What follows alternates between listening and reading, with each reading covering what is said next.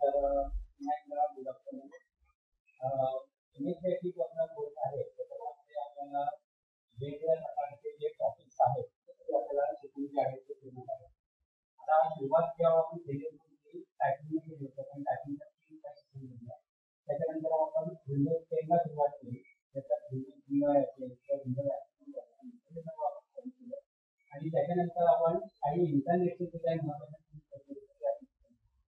पण एमएसएससी कोर्स मधले जे कोर प्रोग्राम्स आहेत म्हणजे अत्यंत महत्त्वाचे प्रोग्राम्स आहेत त्याला आपण सुरुवात करतो आणि त्यातला फर्स्ट प्रोग्राम जो आहे त्याचं नाव आहे मायक्रोसॉफ्ट वर्ड.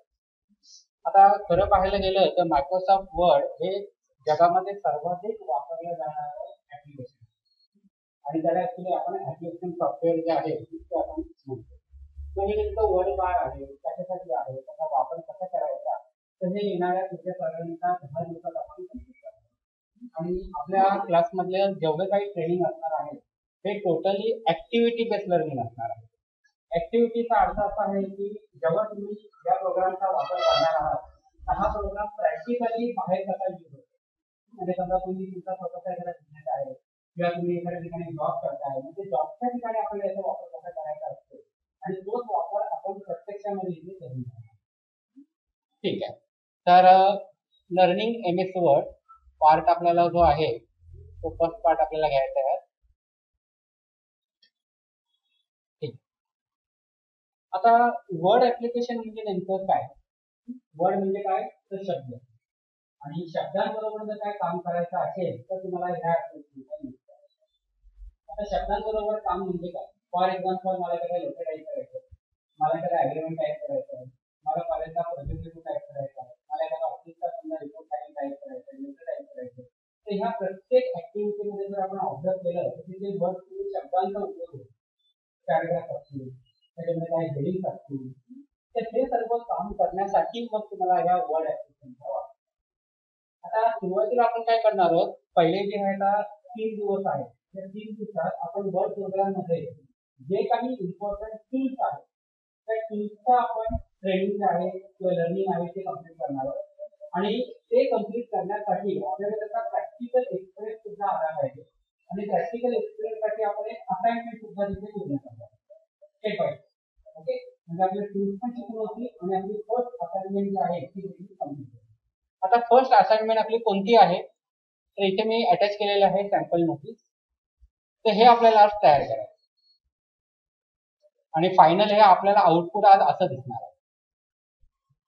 एक सिंपल लेटर आहे. ठीक आहे. आता टेक्निकली आपण अशा प्रकारचं एक लेटर अगोदर काहीतरी झालेलं आहे. तर हे होतं वर्डपॅड नावाचं ऍप्लिकेशन जेव्हा आपण शिकलो त्यावेळी आपल्याला हे झालं. त्यामुळे तुम्हाला एकदम हे नवीन वाटणार नाही, थोडंसं फॅमिलियर वाटतं. चला आपण स्टेप बाय स्टेप आता वर्ड ऍप्लिकेशन कसं यूज करायचं ते थोडक्यात पाहून घेऊया.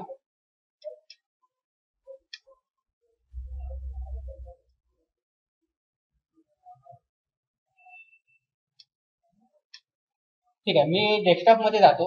डेस्कटॉप मध्ये जे तुम्हाला स्टार्ट बटन आहे स्टार्टवर क्लिक करा, त्याच्यानंतर ऑल प्रोग्राम मध्ये जायचं आणि त्याच्यात आपल्याला मायक्रोसॉफ्ट ऑफिस 2013 नावाचा प्रोग्रामचा ग्रुप दिसतो आणि त्याच्यात तुम्हाला वर्ड 2013. आता 2013 is a version number. Okay, तर वेगवेगळ्या व्हर्जनचे आपल्याला वर्ड ऍप्लिकेशन आहेत ते पाहायला मिळतात. सर्वात सुरुवातीला म्हणजे मी तुमच्यापासून जेव्हा कॉम्प्युटर शिकत होतो माझ्या वेळेस 25 इयर्स बॅक नंतर त्याच्यावेळी वर्ड 97 नावाचं ऍप्लिकेशन होतं. त्याच्यानंतर ते वर्ड 2000 आलं, 2002 आलं, त्याच्यानंतर 2007 आलं, 7 नंतर मग 2010 आलं, 2010 नंतर 2013 आहे आणि 2013 नंतर 2016 आणि एकदम लेटेस्ट जर आपण विचार केला तर 2019. तर आता काही विद्यार्थ्यांना असं वाटेल की व्हर्जन जर चेंज झालं तर मग पुन्हा शिकावं लागतं का काय करतात.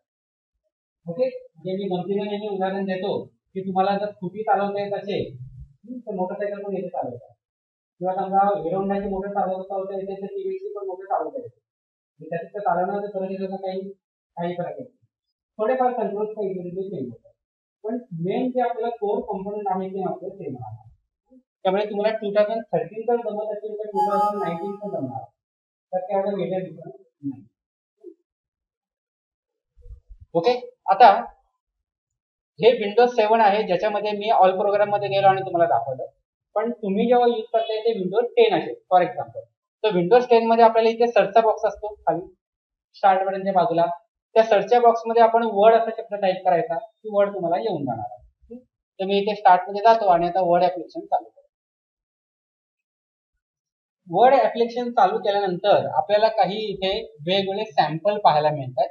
ठीक आहे, ते आता इंटरनेटवर असल्यामुळे ते लोड होत आहे. हे सॅम्पल म्हणजे त्याला वर्डच्या भाषेमध्ये टेम्पलेट असं म्हटलं जातं. आता टेम्पलेट म्हणजे काय, तर साध्या भाषेमध्ये आपण म्हणूया की सॅम्पल. मला समजा माझा एखादा रिझ्युमे टाईप करायचा आहे, ते रिझ्युमेचा मी काय करेन, सॅम्पल घेईन आणि त्याच्यामध्ये फक्त मी चेंजेस करेन. म्हणजे माझं नाव टाकेल, माझा ऍड्रेस टाकेल, माझी इन्फॉर्मेशन फक्त फिल करेन की माझा रिझ्युमे तयार होणार. ओके, तर असे सॅम्पल असतात. हे बघा, हे सगळे सॅम्पल आहे. इथे लक्षात, मला समजा असा रिझ्युमे पाहिजे, त्याच्यावर क्लिक करून ते फक्त इन्फॉर्मेशन आपण चेंज करायचं. तुम्हाला डिझाईनिंग काय करावं लागणार नाही. पण जनरली हे सॅम्पल किंवा हे टेम्पलेट्स आहेत ते आपण खूप कमी वापरतो.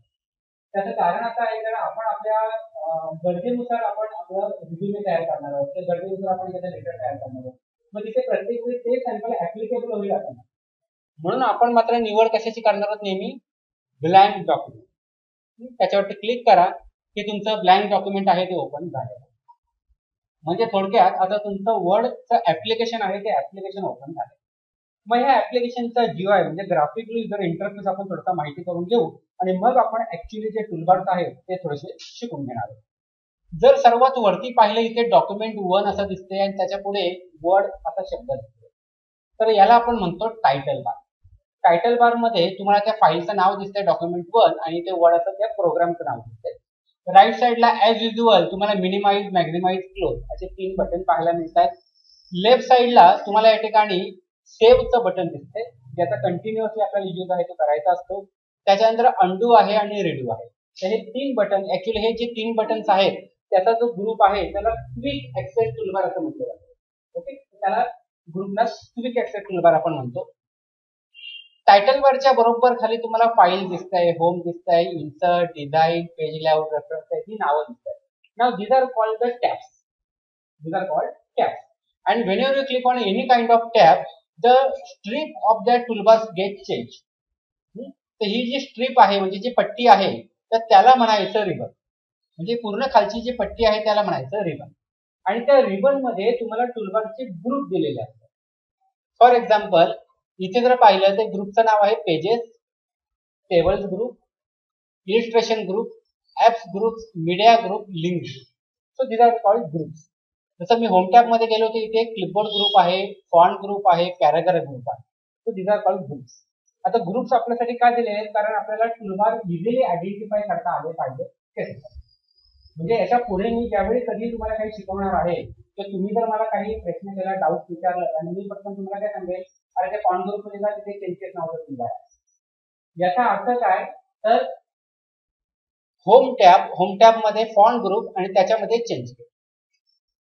कशाला काय बोलतोय आता, म्हणजे मी जेव्हा तुम्हाला इंट्रोडक्शन याच्या पुढे देणार आहे शिकवताना किंवा काही डाऊट क्लिअर करताना, तर मी फक्त काय टॅबचं नाव सांगणार, त्या ग्रुपचं नाव सांगणार आणि तुम्हाला टूलबारचं नाव सांगणार.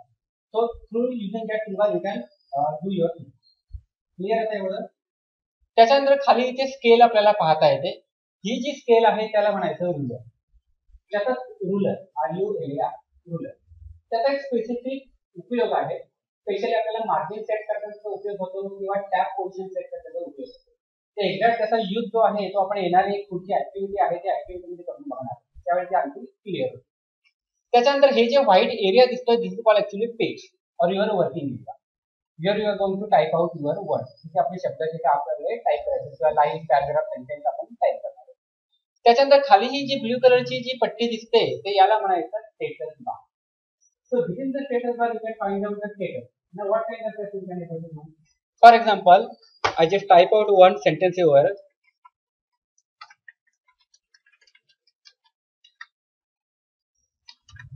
Welcome to Telecom Technology. Now in the status bar you can find out how many pages are there in my file. So there are right now only one page, one of one. How many words I have typed out till now? So for word 4 शब्द आपण type केलेले आहेत. Which kind of dictionary I am using right now? So United States Dictionary. That is I am using. त्याच्यानंतर right साईडला इथे view दिसतात आपल्याला, जसं रीड मोड व्ह्यू आहे, प्रिंट लेआउट आहे आणि वेब लेआउट आहे. तर व्ह्यू बद्दलची डिटेलमध्ये माहिती मी नंतर शिकवणार आहे. आपल्यासाठी second most important that is called zoom level. So there one two buttons like zoom in and zoom out. Zoom out वरती क्लिक केलं की ते लहान दिसतं आणि झूम इन वरती म्हणजे प्लस वरती क्लिक केलं की ते मोठं होत जातं. सेम काम तुम्ही आणखी करू शकता शॉर्टकटने. कीबोर्ड वरती तुमचं कंट्रोल बटन प्रेस करून ठेवायचं आणि माऊसचं रोलर बटन फिरवायचं, म्हणजे ते गोलाकार बटन असते ते फिरवायचं की तुम्ही zoom in zoom out easily करू शकता. ओके, तर अशा पद्धतीने आपला हा युजर इंटरफेस आहे. एवढं झालं का क्लिअर? नक्की. आज आपल्याला काय करायचं, आज आपल्याला होम टॅब जे आहे त्या फाईल टॅब आणि होम टॅब यातले काही महत्वाचे टूल्स आहेत ते आपल्याला शिकायचे. ओके, आता यातले महत्वाचे टूल कोणते आहेत तेवढंच मी सर्व टूल मुद्दाम शिकवत नाही, कारण त्याने विद्यार्थ्यांचं कन्फ्युजन होण्याची शक्यता आहे. ज्यावेळी आपले इम्पॉर्टंट टूल्स आपण शिकून झाले की माझं एक स्पेशल लेक्चर असतं. ओके, आउट ऑफ सिलेबसचे लेक्चर असतात, म्हणजे MSc मध्ये नाहीये, पण मी विद्यार्थ्यांना ते शिकवतो. काही ऍडव्हान्स फीचर्स असतात वर्ड मध्ये, तर ते स्पेशल लेक्चरच्या वेळी बाकीचे टूल्स तुमचे कव्हर होतात. ठीक, पुन्हा वर्ड मध्ये मी येतो. आता कधीही तुम्ही ज्यावेळी वर्ड ऍप्लिकेशन ओपन करता आणि त्याच्यात तुमचं काम चालू करता, एकदा तुम्ही समजा 1 किंवा 2 सेंटेन्स टाईप करून झाले तर ते टाईप करण्याअगोदर सुद्धा म्हणू शकतो आपण तुम्ही ती फाईल सेव्ह केली पाहिजे.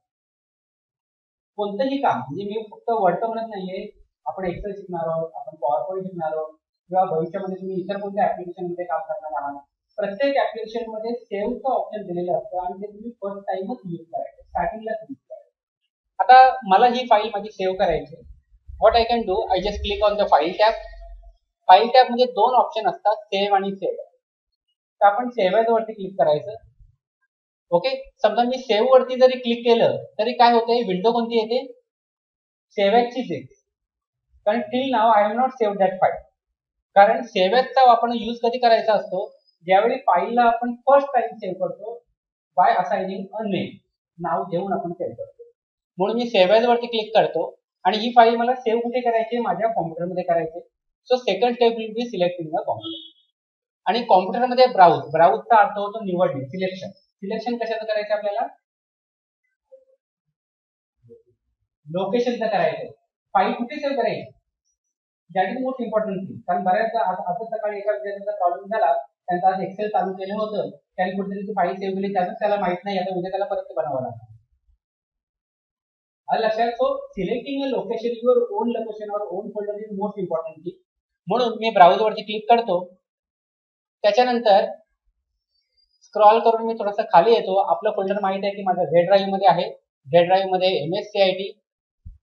MSCIT मध्ये माझी बॅच जी आहे ती सप्टेंबर मध्ये माझ्या नावाचा फोल्डर, आता नाहीये ते सोडून द्या, फोल्डर निवडायचा आणि मग ती फाईल सेव्ह. पण फाईल सेव्ह करताना त्या फाईलला नाव द्यायचं. जसं आजची जी ऍक्टिव्हिटी आपल्याला बनवायची आहे त्याचं नाव आहे स्टुडंट नोटीस, तर त्याला नाव द्या स्टुडंट नोटीस आणि ती फाईल सेव्ह करा. ठीक आहे. तर अशा प्रकारे आपली फर्स्ट स्टेप म्हणजे वर्ड चालू केलं, सेकंड स्टेप फाईल सेव्ह करून घेतली आणि थर्ड स्टेप मध्ये मग तुमचा जो काय माहिती आहे ती तुम्हाला टाईप करायची. पण हे टाईप करून झाल्यानंतर वेगवेगळ्या टूलबारच्या मदतीने त्याच्यावरती आपल्याला प्रोसेसिंग म्हणजे फॉर्मॅटिंगचं काम करायचं आणि तेच आपल्याला शिकून घ्यायचं. चला आपण आता जरा प्रॅक्टिकली करून बघूया.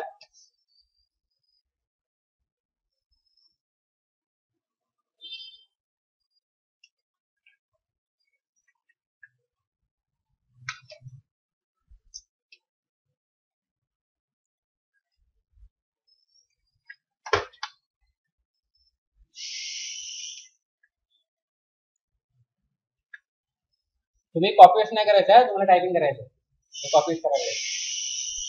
विद्यार्थी तिथे हुशार असतात, आम्हाला माहिती आहे, तेवढं न सांगता करतात, बाकीचं सांगितलेलं करत नाही. ठीक आहे. तर तुम्हाला 1 by 1 असं टायपिंग करायचं आहे. पण हे जे टायपिंग केलेलं आहे याच्यात आता ती मिस्टेक झाली, ऍक्च्युअली कॉपी पेस्ट करण्यामुळे ती मिस्टेक झालेली आहे. काय मिस्टेक झाली, इथे जर नीट पाहिलं तर लाईन स्पेसिंग खूप जास्त आहे, कारण त्यांनी कॉपी करताना इथे प्रत्येक लाईनला एक नवीन पॅराग्राफ कन्सिडर केलं. ओके, म्हणून मी काय करतो, डिलीट बटन दाबतो इथे आणि तो पॅराग्राफ करेक्शन करून घेतो. ठीक आहे. हे खालचं ऍक्च्युअली नको होतं, ते मी काढून टाकतो. ओके, ते माझं असं हे टायपिंग जे आहे ते करून झालेलं आहे. इथे सुद्धा माझं मल्टिपल पॅराग्राफ झालेला आहे. क्लिअर. तर तुम्हाला टाईप करताना 1 by 1 असं टाईप करायचंय. जसं फॉर एक्झाम्पल इथे जर पाहिलं तर स्टुडंट नोटीस टाईप करा, त्याच्यानंतर एंटर बटन प्रेस करा, खालची डेट टाईप करा, पुन्हा 2 वेळा एंटर दाबायचं, कारण मला 2 लाईन रिकाम्या सोडायचे. त्याच्यानंतर सब्जेक्ट लाईन 1 लाईन रिकामी सोडली, म्हणजे 2 वेळा एंटर दाबून खाली आलो, इथे टाईप केला. तर बरेच विद्यार्थी हा जेव्हा पॅराग्राफ टाईप करतात ना, तेव्हा काय मिस्टेक करतात ते सांगतो. विद्यार्थी नेहमीप्रमाणे रेग्युलर इथपर्यंत टाईप करत येतात, स्टुडंट पर्यंत ते टाईप करतात आणि एंटर बटन दाबून नेक्स्ट टाइम करतात. So that is wrong. तुम्हाला एंटर दाबायचंच नाहीये, तुम्हाला कंटिन्युअसली पुढे टायपिंग करत जायचं आहे. जेव्हा इथे तुमची मार्जिन पर्यंत तुम्ही पोहोचणारा टायपिंग करता करता पुढे ते जागा नाहीये, मग काय होतं, ते ऑटोमॅटिक तुमच्या खालच्या लाईनीवरती टायपिंग सुरू होतं. लक्षाला काय बोलतो मी? ओके. एंटर कधी आपण प्रेस करायचं असतं, ज्यावेळी नवीन लाईन पुन्हा आपल्याला चालू करायची टायपिंगची, किंवा नवीन पॅराग्राफ आपल्याला टायपिंगसाठी चालू करायचा. हा पॅराग्राफ माझा इथून सुरू होणार आहे आणि इथे संपणार आहे, बरोबर आहे. म्हणजे तुम्हाला 3 शब्दानंतर एंटर बटन दाबायचं, कारण त्याच्यानंतर मला नवीन पॅराग्राफ पाहिजे. क्लिअर नक्की? ठीक आहे. आता आपल्याला होम टॅब जरा स्टडी करायचंय. होम टॅब मध्ये मोस्ट इम्पॉर्टंट ग्रुप जे आपल्यासाठी आहे, which are called font group and paragraph. Cut copy paste शिकवायची गरज आहे? अच्छा, नको ना? नाही शिकवलं पडेल, काय प्रॉब्लेम नाही. ठीक आहे. आता जनरली आपण एखादं वर्ड जेव्हा सिलेक्ट करतो त्याच वेळी तुमचा कट आणि कॉपी ऍक्टिव्हेट होतो. जर मी कोणतं सिलेक्शन नाही केलं तर ऍक्टिव्हेट नाहीये, बघा काही होत नाहीये. कारण कट किंवा कॉपी करणार कशाला, तर वर्ड्सला, सेंटेन्सला, पॅराग्राफला. समजा मी याला सिलेक्ट केलं, मी कॉपी केलं, मला सेम वर्ड खाली हवे होते, मी खाली क्लिक करतो आणि पुन्हा पेस्ट करतो. कट केलं तर तिकडनं निघून जाईल आणि खाली आपल्याला ते अवेलेबल होईल, म्हणजे पेस्ट केल्यानंतर. ओके. आता याच्यात एक शॉर्टकट की सांगतो तुम्हाला. समजा हे डिअर स्टुडंट शब्द आहेत, ते मला इथे पुढे पाहिजे. सिलेक्ट करून त्याला कट करून इथे आपण घेऊ शकतो, पेस्ट करून, किंवा त्याला ड्रॅग करून घेता येतं. असं ही शॉर्टकट आहे.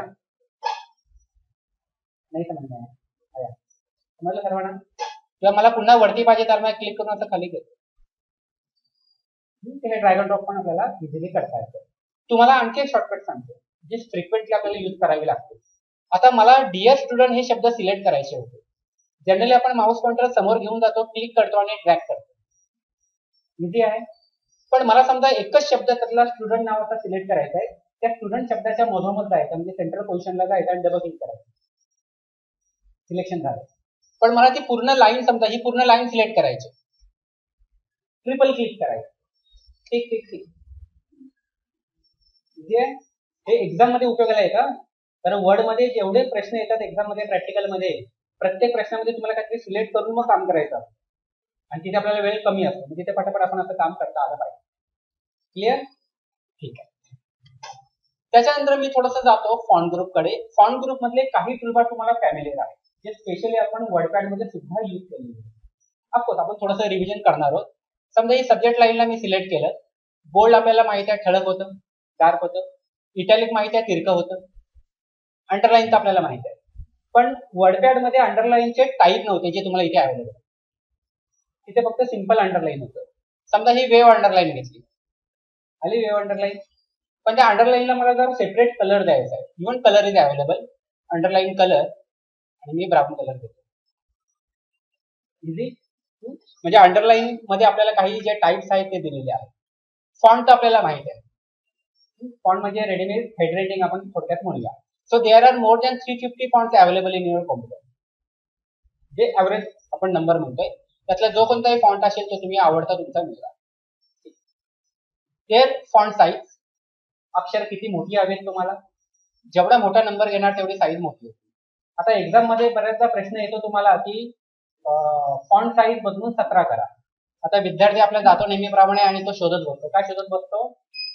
17 नंबर आहे का तिथे? नाही. मग 17 म्हणजे कचरा झाला आपल्यासाठी, मार्क गेला आपला. मग काय करणार आपण? करेक्ट. तर ह्या बॉक्स मध्ये हे डिलीट करा, 17 टाईप करा आणि एंटर बटन प्रेस करा. झाले 17 टाईप. क्लिअर नक्की? त्याच्यानंतर इथे 2 बटन दिलेले आहेत, इन्क्रीज, डिक्रीज. इन्क्रीज म्हणजे वाढवणं, डिक्रीज म्हणजे कमी करणं. म्हणजे ही जी फॉन्टची साईज आहे ती स्टेप बाय स्टेप तुम्हाला वाढवायची असेल किंवा कमी करायची असेल. फॉर एक्झाम्पल मी डिक्रीज वरती क्लिक केलं की लहान झालं, इन्क्रीज वरती क्लिक केलं की वाढवलं. इझी. त्याच्या पुढचं टूलबार आहे, त्याचं नाव आहे चेंज केस. चेंज केस मध्ये वेगवेगळे टाईप आहेत. तुम्ही जर त्या टाईप कडे मी पाहिलं तरी तुमच्या लक्षात येईल त्याच्याने काय होणार. पहिली जी केस आहे which is known as sentence case, second lower case, upper case, capitalise each word आणि टॉप. आणि तुम्ही ते जे नावं लिहिलेली आहेत ना ते सॅम्पल मध्ये तीच वाचली तरी तुमच्या लक्षात येईल त्याच्याने काय होणार. फॉर एक्झाम्पल मी एक एक्झाम्पल म्हणून मी पॅराग्राफला ऍक्च्युअली सिलेक्ट करतो. चेंज केस लोअर केसने काय होईल हे सॅम्पल बघा, सॅम्पलने समजेल तुम्हाला. सर्व काही स्मॉल होईल. ओके. अपर केसने काय होईल सर्व कॅपिटल होईल. कॅपिटलाइज ईच वर्डने काय होईल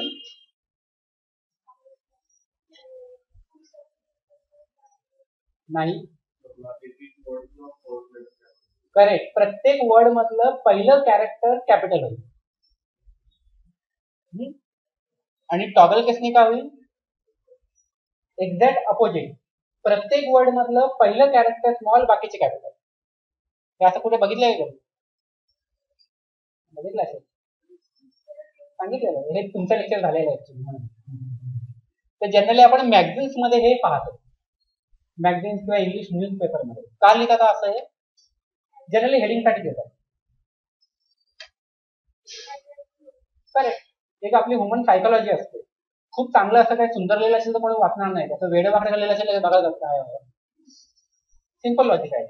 ओके. म्हणून ती आपल्याला हेडिंगला वगैरे तिथे जनरली म्हणजे एखाद्याचं अटेन्शन ग्रॅब करायचं असेल ऍट द टाइम मीटिंग.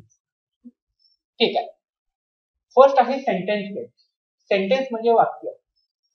तर प्रत्येक वाक्यातलं पहिलं शब्दातलं पहिलं अक्षर कॅपिटल असतं, त्याच्यानंतर बाकी सर्व स्मॉल असतात. बरोबर आहे. तर ते आपलं इंग्लिश ग्रामरचं जे लॉजिक आहे ते तिथे आपण अप्लाय करतो. म्हणजे असे चेंज केस आहे. आणि या चेंज केस वरती एकतरी क्वेश्चन फायनल एक्झाम मध्ये 100% तुम्हाला येणार. तुम्हाला एखादी लाईन देतात, शब्द देतात, पॅराग्राफ देतात आणि त्याची चेंजेस करून कॅपिटलाइज ईच वर्ड करा, त्याची चेंजेस करून अप्पर केस करा असा प्रश्न येतो. किती सोपं आहे. ते फक्त सिलेक्ट करायचंय, चेंज केस करायचं झालं का मार्केट मिळालं. त्याच्यानंतर इथे खाली आणखी 3 टूल आहेत. बोल्ड, इटॅलिक, अंडरलाईन आपल्याला माहिती आहे. एक आहे स्ट्राईक, काट मारण्याचा इफेक्ट येतो. त्याच्यानंतर आहे सबस्क्रिप्ट आणि सुपरस्क्रिप्ट. हे मला वाटतं वर्डपॅड मध्ये मी शिकवलं होतं, जर आठवत असेल तर. त्यांना आठवत आहे नाही. जसं वॉटरचं मॉलिक्युल आपण लिहितो, कसं लिहितो H2O. म्हणजे या ठिकाणी H2O मी लिहिलं, काय मिस्टेक आहे याच्यात. करेक्ट. तर 2H च्या बेसला पाहिजे म्हणजे पायाखाली पाहिजे, तर 2 ला मी सिलेक्ट करतो आणि सबस्क्रिप्ट करतो. ओके. समजा मला एक्सचा स्क्वेअर पाहिजे, स्क्वेअर म्हटलं की तो डोक्यावर आला पाहिजे, मग त्यावेळी सुपरस्क्रिप्ट. ओके. तर अशा पद्धतीने म्हणूया की आपल्याला त्या ठिकाणी काय करावं लागतं ते स्ट्राईक थ्रू, सुपरस्क्रिप्ट, सबस्क्रिप्ट. त्याच्या पुढचं जे आहे त्याला म्हणतात टेक्स्ट. हे जे टेक्स्टला अट्रॅक्टिव्ह बनवण्यासाठी, बाकी काही नाही. हे तुम्हाला वर्डपॅड मध्ये नव्हतं. तर समजा माझं हे स्टुडंट नोटीस शब्द आहे, त्याला मला जरा अट्रॅक्टिव्ह बनवायचं आहे. तो I will go into click on the text effect and select any of. त्याची साईज थोडीशी मी वाढवतो पुन्हा. क्लिअर की तुम्हाला जर चेंज करायचं असेल तर पुन्हा जाऊन तिथे एखादा चेंज करू शकता. ओके. त्याच्यानंतर पुढचे 2 टूल जे मोस्ट इम्पॉर्टंट आहे आणि ज्याच्यावरती 100% तुम्हाला एक्झाम मध्ये क्वेश्चन येणार आहे ते कोणतं. तर पहिलं तर आहे आपलं हायलाइट कलर आणि तुमचं फॉन्ट कलर. हायलाइट म्हणजे काय, जो मार्कर पेन येतो मार्केटमध्ये आपल्या इम्पॉर्टंट नोट्स वरती आपण ते मूव्ह करतो. ओके. म्हणजे ते हायलाइट होतं, उठून दिसतं, त्यासाठी हायलाइट कलर आहे. समजा याच्यात डेट जी आहे ती माझ्यासाठी इम्पॉर्टंट आहे म्हणून डेटला सिलेक्ट करतो आणि हायलाइट कलर मध्ये जातो आणि एखादा कलर हायलाइट अप्लाय करतो. इझी. पुढचं जे आहे त्याचं नाव मात्र आहे फॉन्ट कलर. फॉन्ट म्हणजे अक्षरांचा कलर. मी समजा इथे आर्ट अँड क्राफ्ट समर कॅम्पला सिलेक्ट करतो, फॉन्ट कलर मध्ये जातो आणि त्यातला एखादा कलरचे सिलेक्शन करतो, तो कलर अक्षराने अप्लाय होतो. बऱ्याचदा विद्यार्थ्यांचं कन्फ्युजन याच्या दोघांमध्ये होतं आणि या दोघांवरती एकतरी प्रश्न तुम्हाला 100% एक्झाम मध्ये येणार आहे. ठीक आहे. एवढं सर्व क्लिअर झाले. थोडंसं आपण पॅराग्राफ बुक पुढे जाऊया. पॅराग्राफ म्हणजे मराठीमध्ये त्याला आपण परिच्छेद म्हणतो. जसा हा इथे पॅराग्राफ आपल्याला दिसतो. ओके. ह्या पॅराग्राफला मी काय करतो, जरासं डुप्लिकेट करून घेतो, म्हणजे थोडासा मोठा करतोय मी मुद्दा म्हणतो. तर हा माझा पूर्ण पॅराग्राफ आहे. आता पॅराग्राफच्या काही सेटिंग्स असतील, त्यातल्या पहिल्या अलाइनमेंटच्या 4 इम्पॉर्टंट सेटिंग्स आहेत. एक एक्झाम्पल घेऊया. समजा एक स्टुडंट नोटीस मी सिलेक्शन करतो. हे जर मला पेजच्या सेंटरला पाहिजे तर सेंटर नावाचं टूल आहे. मला समजा पेजच्या राईट साईडला पाहिजे तर राईट अलाइन टूल आहे. ओके, आणि हे लेफ्ट अलाइन. जनरली ज्यावेळी आपण वर्ड प्रोग्राम चालू करतो तर आपलं लेफ्ट अलाइन ऑनच असतं, कारण ज्या वेळी आपण टायपिंगचं काम सुरू करतो त्यावेळी ते लेफ्ट अलाइनच असतं. म्हणजे बऱ्याचशा लँग्वेजमध्ये, फक्त उर्दूमध्ये आपण राईट टू लेफ्ट, मग त्यावेळी फक्त आपल्याला राईटचं ऑन करून घ्यावं लागेल, म्हणजे राईट टू लेफ्ट आपल्याला टाईप करता येईल. एवढं झालं क्लिअर. चौथं टूलबार कशासाठी आहे तर त्याचं नाव आहे जस्टिफाय. हे मला वाटतं मी वर्डपॅड मध्ये सांगितलं होतं, आठवतंय काही? अर्णव, मुस्तफा, हा करेक्ट. ठीक आहे. आता ह्या पॅराग्राफ कडे जरा ऑब्झर्व करा. लेफ्ट साइडने एकाखाली एक बरोबर आहे, राईट साइडने आहे का? दिसायला ते खराब दिसतंय. मी काय करतो, पॅराग्राफला सिलेक्ट करतो आणि जस्टिफाय वरती क्लिक करतो. लेफ्ट साइडने एकाखाली एक आलं, राईट साइडने पण एकाखाली एक आलं बरोबर. म्हणजे हे 4 अलाइनमेंट आपल्यासाठी मोस्ट इम्पॉर्टंट आहे, कारण त्याचा फ्रिक्वेंटली यूज जो आहे तो आपण आपल्या कामामध्ये करत असतो. त्याच्यानंतर पुढचे 3 टूल आहेत, त्यातले पहिले 2 इम्पॉर्टंट आहेत. पहिलं आहे बुलेट्स, सेकंड आहे नंबर लिस्ट. आता हे समजून घेण्यासाठी आपण एक एक्झाम्पल घेऊया. समजा मी इथे काही विद्यार्थ्यांची नावं टाईप केलेली, फॉर एक्झाम्पल, किंवा आपण कोर्सेसची नावं टाईप करूया, जसं MSCIT,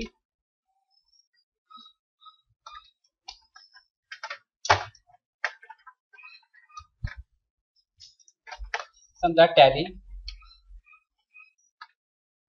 advance Excel, hardware. Okay, मी 4च टाईप करतो. ओके, आता ज्यावेळी मी कोर्सची लिस्ट आहे आपण त्या ठिकाणी म्हणतोय, तर लिस्ट जनरली आपल्याला डिनोट करायची असते, म्हणजे दाखवायची. You can show it by way of number और सम स्पेशल कॅरेक्टर. आपल्याला काही पॉइंट्स माझ्या समजा नोटबुक मध्ये लिहायचे असतील तर आपण जनरली स्टार मार्क करतो किंवा 1 2 3 असे नंबरिंग करतो. सेम कॉन्सेप्ट जो आहे तिथे आपल्याला यूज करायचा आहे. मी हे 4ही आयटम्स आहेत त्यांना सिलेक्ट करतो, त्याच्यानंतर बुलेट्स मध्ये जातो आणि त्यातला मला जो बुलेट्स हवा तो मी त्यातून सिलेक्ट करतो. तुम्ही जेव्हा माऊस हवर करता, म्हणजे माऊस पॉइंटर त्याच्यावरती नेता, तर तुम्हाला इथे आपल्याला ऑप्शन दिसतात. समजा मला हे आवडलं किंवा हे आवडलं, त्याच्यावरती क्लिक करतो.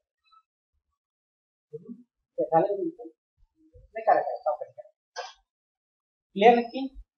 पण मला समजा असं स्टार मार्क वगैरे नको, म्हणजे डिझाईन वाला नको, मला नंबर पाहिजे.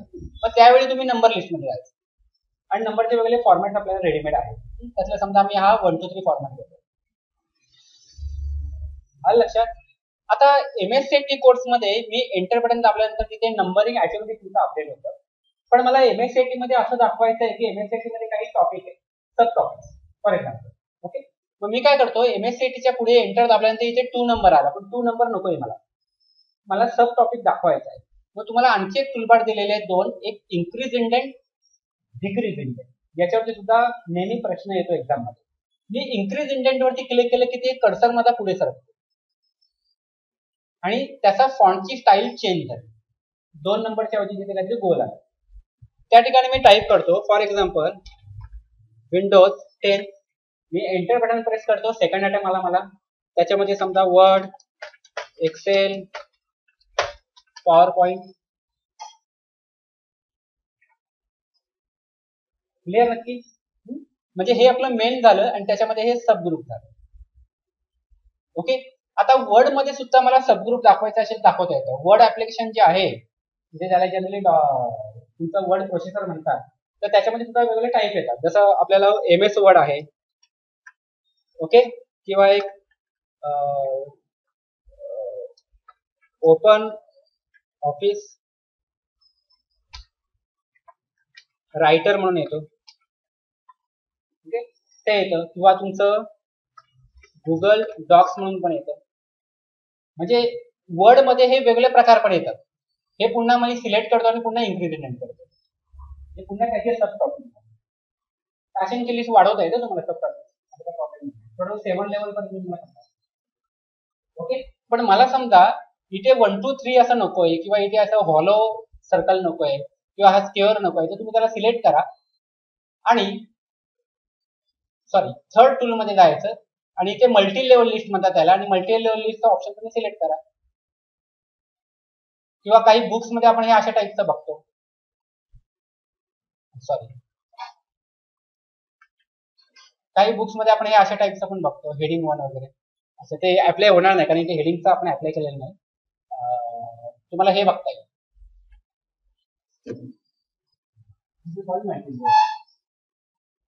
त्यातले पहिले 2 इम्पॉर्टंट आहेत जे एक्झाम मध्ये पण येतात आणि आपण फ्रिक्वेंटली यूज करतो. मल्टी लेवल लिस्ट कसं कमी यूज आहे. आणखी एक टूल आपल्याला शिकायचं आहे ज्याचं नाव आहे लाईन अँड पॅराग्राफ. ते इथे दिसेल तुम्हाला, लाईन अँड पॅराग्राफ. आता या पॅराग्राफला ऑब्झर्व करा. बऱ्याचदा आपण देखील बुक, कोणाला बुक आवडतं ना, किती वाजतं रिसेंटली कोणतं वाचलंय? आता अर्णवला थोडासा त्याचा अनुभव असेल, म्हणजे एक्सपिरियन्स असेल की आपण एखादं पुस्तक वाचत असतो, एखादा पॅराग्राफ वाचतोय, त्यातली 3rd लाईन मी वाचन करत होतो, रीड करत होतो, आणि 3rd लाईन वाचत असता पटकन मी 4थी किंवा 5वी लाईन वाचत असतो. आता हा प्रॉब्लेम काय येतो, कारण त्या 2 लाईन मधली जी स्पेस असते खूप कमी असते. ओके, त्याच्यामुळे आपला आईज जे आहे त्याचा गोंधळ होतो कधी कधी, आणि पटकन आपण रॉंग लाईन वाचायला सुरुवात करतो. म्हणून मला जर इथे 2 लाईनी मधली स्पेसिंग वाढवायची असेल, गो इनटू लाईन स्पेसिंग, आणि त्यातला समजा 1.5 किंवा 2 नंबर आपण जनरली यूज करायचा असतो. मोस्ट वाईडली तुमचं 1.5 असतं. जे लिगल डॉक्युमेंट असतात, म्हणजे कोर्टाचे जे डॉक्युमेंट्स असतात त्याच्यामध्ये 2 असतं. नॉर्मली आपण 1.5 इज इनफ. आता बघा लाईन स्पेसिंग खूप छान झालेली आहे, म्हणजे जो वाचणारा व्यक्ती आहे त्याला ती अडचण येणार नाही. क्लिअर आता एवढं? त्याच्यानंतर पुढचं एक टूलबार आहे ज्याचं नाव आहे शेडिंग. हा जो पॅराग्राफ आहे, या पॅराग्राफला मला खूप छानपैकी हायलाइट करायचं, म्हणजे उठून दिसला पाहिजे, म्हणून मी शेडिंग मध्ये जातो आणि एखादा कलर त्या ठिकाणी अप्लाय करतो. आता एखाद्या विद्यार्थ्याला वाचेल, मी आता अंडू करतोय, रिव्हर्स करतोय. एखादा विद्यार्थी म्हणेल मी इथून पण करता येईल मला, ते मला तेच केलं होतं आपण, पण इथून केल्यावरती काय होतं बघा, तुम्हाला लाईन मधला कलर येत नाहीये, पुन्हा इथे जे पुढे काही टायपिंग केलेलं नव्हतं त्याला पण कलर येत नाही, म्हणजे दिसायला काय छान दिसणार नाही. म्हणून मी अंडू करतो, पुन्हा हायलाइट कलर येतो, आणि हायलाइट कलर बरोबर मला समजा तिथे अशी बॉर्डर जर देता आली त्या कलरला तर आणखी छान दिसेल. म्हणून मी पुन्हा तो पॅराग्राफ सिलेक्ट करतो आणि पुढचा बॉर्डरचा टूलबार घेतो आणि मी आउटसाइड बॉर्डर घेतो सध्या. हे सेम तुम्हाला तुमच्या टेक्स्टबुक मध्ये पाहायला मिळतं, म्हणजे 10th किंवा 12th तर भविष्यात तुम्ही देखील तुमच्या कॉलेजचा काही प्रोजेक्ट रिपोर्ट वगैरे बनवणार आहात, तर त्यावेळी अशा प्रकारे एखाद्या पॅराग्राफला हायलाइट करा, समरी रिपोर्ट असेल किंवा बाकी काही, आणि ते वाचणाऱ्याला पटकन समजेल, व्हेरी इम्पॉर्टंट आहे. ओके, त्याच्यानंतर आणखी 2 टूलबार मी घेतो आणि मग माझं लेक्चर संपेल. त्यातलं पुढचं एक टूल आहे ज्याचं नाव आहे फाइंड. फाइंड म्हणजे काय? शोधणे. ओके, समजा इथे कुठेतरी समर नावाचा शब्द आहे, त्या समरच्या ऐवजी मला तिथे विंटर शब्द आहे, म्हणजे मला काय करावं लागेल, पूर्ण पाणी वाचून काढावं लागेल, समर शब्द डिलीट करावं लागेल, त्यासाठी विंटर शब्द टाईप करावा लागेल, आणि हे करायला मला कमी कमी 50 मिनिटं लागतात. त्याच्याऐवजी मी काय करेन, फाइंड वरती क्लिक करतो आणि इथे बॉक्स आलेला आहे त्याच्यामध्ये समर असा शब्द मी टाईप करतो. ज्या ज्या ठिकाणी समर शब्द आहे ते हायलाइट झालं बघा तुमचं, खाली कुठे नाहीये, वरती या 3 ठिकाणी आहे. पण मला समरच्या जागी विंटर करायचंय, म्हणून मी रिप्लेस वरती इकडे क्लिक करतो. रिप्लेस मध्ये फाइंड व्हॉट काय शोधायचंय, समर. रिप्लेस विथ कशाबरोबर बदलायचंय, विंटर. आणि मी रिप्लेस ऑल वरती क्लिक करतो, म्हणजे सर्व ठिकाणी एकाच वेळी रिप्लेस होईल. किती ठिकाणी रिप्लेस केलं ते त्यांनी दाखवलं, 2 ठिकाणी. तुम्ही जर पाहिलं, क्लोज करतो, इथे तुमचं विंटर झालं, इथे विंटर झालं, 2 ठिकाणी होतं का? ठीक आहे, 2 ठिकाणी होतं. आलं लक्षात की हे फाइंड आणि रिप्लेस वरती 100% एक प्रश्न फायनल एक्झाम मध्ये येतो. कॅल्क्युलेटरला कॉम्प्युटरने रिप्लेस करा, असा प्रश्न आहे, कॉमन एक्झाम मध्ये येणार. क्लिअर नक्की? तर अशा पद्धतीने म्हणूया की आपल्याला फाइंड आणि रिप्लेस आहे. ओके, तर हे एवढेच टूलबार आज आपल्याला करायचे. आज तुमचं काय टास्क आहे, तुमचं काम काय असणार आहे, नेहमीप्रमाणे गुगल मध्ये तुमचं लॉग इन करा आणि सॅम्पल नोटीस ओपन करायची. सॅम्पल नोटीस मध्ये हे सर्व तुम्ही टायपिंग करायचं. टायपिंग करताना काय करायचंय ते इथे मी दिलेले आहे. तर ह्या स्टेप तुम्ही आज करू नका, म्हणजे ज्या पेज सेटअपच्या आहेत कारण मी ते शिकवलेलं नाही. त्याच्यानंतर हे सेकंड पेज इम्पॉर्टंट आहे. तुम्हाला जे स्टुडंट नोटीस नावाची हेडिंग होती त्याला काय करायचं, तर त्याला फॉन्ट साईज मी थोडंसं मोठं करतो. ओके, तर त्याची फॉन्ट साईज 20 करायची तुम्हाला. त्याचा फॉन्ट एरियल ब्लॅक करायचा आहे, अलाइनमेंट त्याची सेंटर करायची, त्याला बोल्ड करायचे आणि त्याचा टेक्स्टचा कलर म्हणजे फॉन्ट कलर ऑरेंज करायचा आहे. किंवा डेटला काय करायचं, त्याची अलाइनमेंट राईट साईड करायची आणि बोल्ड करायचं. किंवा जी आपली सब्जेक्ट लाईन आहे त्याचं सेंटर करायचंय, बोल्ड करायचंय, अंडरलाईन करायचंय, फॉन्ट साईज 16 करायचं. म्हणजे मी त्या बलून मध्ये तुम्हाला दिलेलं आहे, कॉल आउट मध्ये दिलेलं आहे कोणत्या लाईनला काय करायचं. आणि हे सर्व करून झालं की तुमची ऍक्टिव्हिटी ही अशी दिसणार आहे. किती वेळ लागेल, पण दॅट इज इम्पॉर्टंट. टायपिंगला 1 तास नाही, ते वाढला वाटतं सर्वांचा. आणि फॉर्मॅटिंग हे जे आपण करतोय ना ऍक्च्युली, म्हणजे डिझायनिंगचं काम जे केलं जातं तर त्याला ऍक्च्युली फॉर्मॅटिंग म्हणतात. तर फॉर्मॅटिंगला आपल्याला किती वेळ लागेल. फक्त इथे एक मिस्टेक करू नका. बरेच विद्यार्थी काय करतात, स्टुडंट नोटीस शब्द टाईप करतात, त्याला लगेच कलर पण येतात, सेंटरला पण येतात, सर्व काय करतात. त्याने प्रॉब्लेम का होतो दाखवतो, प्रॅक्टिकल प्रॉब्लेम सांगतोय मी. समजा समर कॅम्प शब्द मी टाईप केला, त्याला सिलेक्ट केलं, त्याला बोल्ड पण केलं, त्याला काय स्पेशल इफेक्ट पण दिला, त्याची साईज पण वाढवली, त्याला सेंटरला पण केलं. ज्यावेळी ते खाली येऊन डेट टाईप करायला जातात त्यावेळी काय होतं बघा. म्हणजे पुन्हा मग ते सिलेक्ट करतात, पुन्हा ते बोल्ड काढून टाकतात, ते बाकीचा फॉर्मॅटिंग साईज कमी करतात, त्याचा कलर पुन्हा चेंज करतात, म्हणजे डबल काम करतात. म्हणून तुम्हाला काय करायचंय, सुरुवातीला हे असंच असं टायपिंग करा 1 by 1 आणि there after you can apply the format. That will be very easy. आणि एक लक्षात ठेवा, तुम्हाला फॉर्मॅटिंगला कधीही जास्त वेळ लागत नाही, तुम्हाला जास्त वेळ नेहमी टायपिंगला लागतो. आणि टायपिंगला करायला घेण्यामध्ये सेव्ह करणं इम्पॉर्टंट आहे. ओके, तर माझं एक्सपेक्टेशन आहे की 4:15 झालेले आहेत, ऍटलीस्ट 4:15 पर्यंत आपलं कंप्लीट झालं. तुम्ही एक काम करू शकता, आपल्याला तुम्हाला लवकर जायचं आहे ना, तुमचा आता लेक्चर झालेला. ओके, तर उद्या नेहमीप्रमाणे लवकर येऊ शकता आणि उद्यापासून क्लास आपला 8 वाजता चालू होणार. तुमचा नाही ना, नवीन बॅच चालू होते त्यांचा तुमचा आहे तुमचे नवीन बॅच. ओके, तर तुम्ही काय करू शकता, उद्या समजा लवकर पण येऊ शकता, म्हणजे 3 वाजता किंवा 3:15 वाजता वगैरे. म्हणजे उद्या आल्यानंतर हे टायपिंग देखील तुम्ही पूर्ण करून ठेवा, म्हणजे तुमचं लेक्चर तुमचं क्लिअर. फक्त लेक्चरचे तुमच्या बॅच आहे ते 3:30 होईल का, लेक्चर मी लवकर घेणार. आणि खाली बसा, आज ते आपल्याला येणार नाही.